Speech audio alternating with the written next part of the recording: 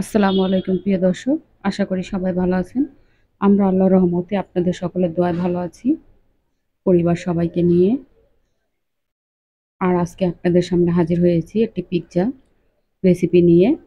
প্রথমে এখানে আমি 1 চা চামচ চিনি দিয়ে নিলাম।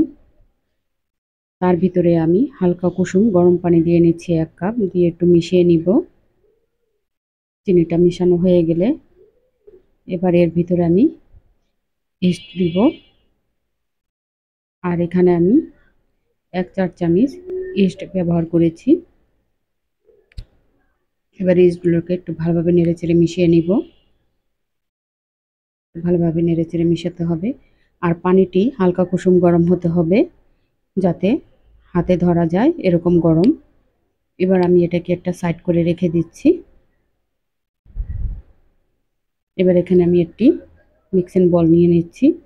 এর ভিতরে 2 কাপ ময়দা নিয়ে নিব। এখানে চাইলে আপনারা আটা দিয়েও তৈরি করতে পারেন।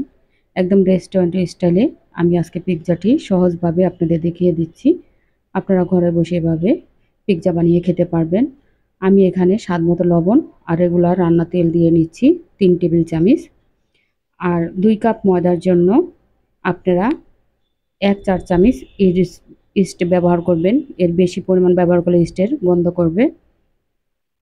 এবার এগুলোকে ভালোভাবে মিশিয়ে এবার এর ভিতরে সেই ইস্ট মিশানো পানিগুলো আমি দিয়ে দিচ্ছি। আর পানিগুলো অল্প অল্প করে দিব, যাতে একবারে বেশি না হয়ে যায়।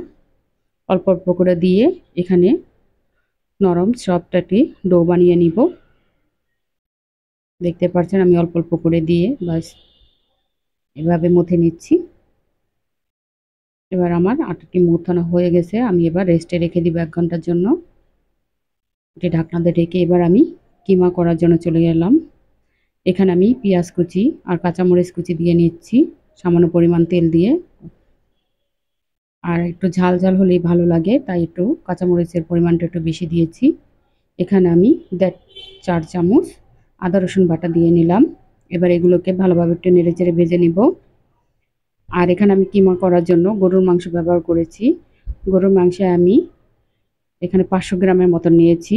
এখানে 1 চা চামচ আমি ধনিয়ার গুঁড়ো দিয়ে দিলাম, 1 চা চামচ হলুদের গুঁড়ো, স্বাদ মতো লবণ আর 1 চা চামচ মরিচের গুঁড়ো দিয়ে নিচ্ছি। এবার এইগুলোকে ভালোভাবে একটু নেড়েচেড়ে ভেজে তারপরে কিছু পানি দিয়ে মশলাটাকে কষিয়ে নিব।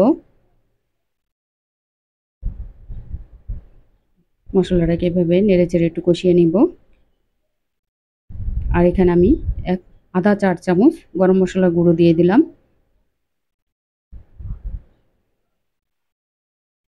এবার আমি কিমাগুলোকে দিয়ে দিচ্ছি। আর কিমাগুলোকে আগেই আমি কিমা করে এটা ডিপ ফ্রিজে রেখে দিয়েছিলাম সংরক্ষণ করে। আপনারা আমার মতন এইভাবে সংরক্ষণ করে রাখতে পারেন এয়ারটাইট বক্সে করে। যখন প্রয়োজন হবে তখনই বের করে এভাবে বানিয়ে নেবেন। আর কিমা দিয়ে তো অনেক কিছু তৈরি করা যায়, তাই সংরক্ষণ রাখতে পারবেন।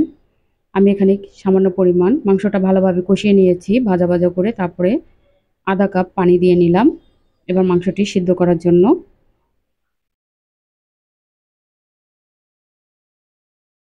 এবার আমার মাংসটিকে নেড়ে চেড়ে নিব। মাংসটি পানি শুকিয়ে গিয়েছে।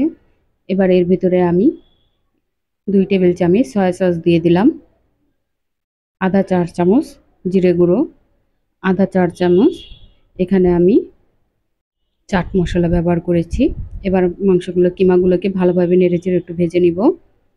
একটু ভাজা ভাজা করলে এটা গ্রানটা ভালো আসবে। আমার কিমাটি হয়ে গেছে, আমি নামিয়ে নিব।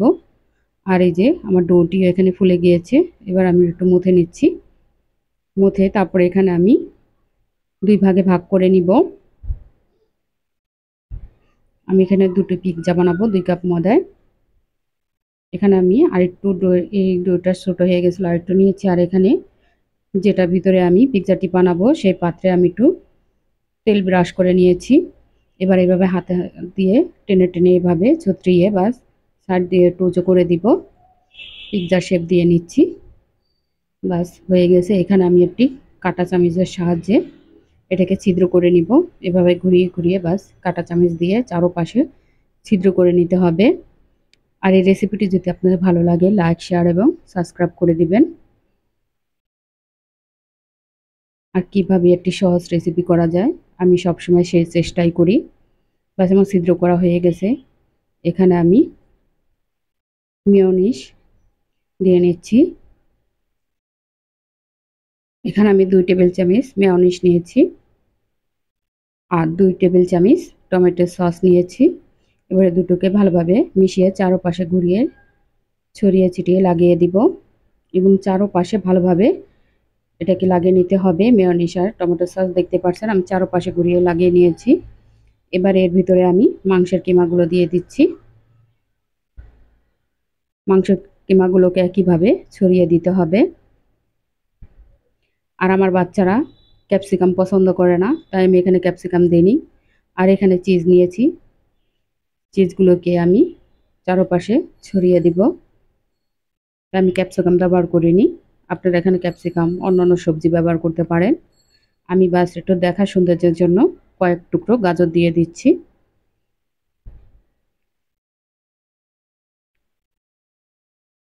আর পিৎজাটি আমি চুলায় তৈরি করব। কিভাবে চুলায় তৈরি করা যায় সেটাও আপনাদের দেখিয়ে দিচ্ছি সহজভাবে।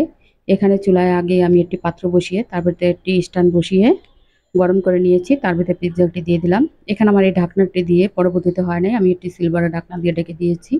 আর দেখতেই পাচ্ছেন আমার 20 মিনিট পর পিৎজাটি একদম রেডি হয়ে গেছে।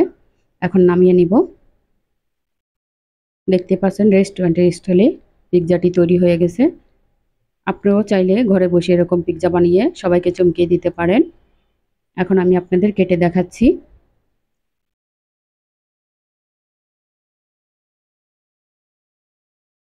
দেখতে পাচ্ছেন পিৎজাটি কত সুন্দর হয়েছে। সবাই ভালো থাকবেন, আমাদের জন্য দোয়া করবেন। আসসালামু আলাইকুম।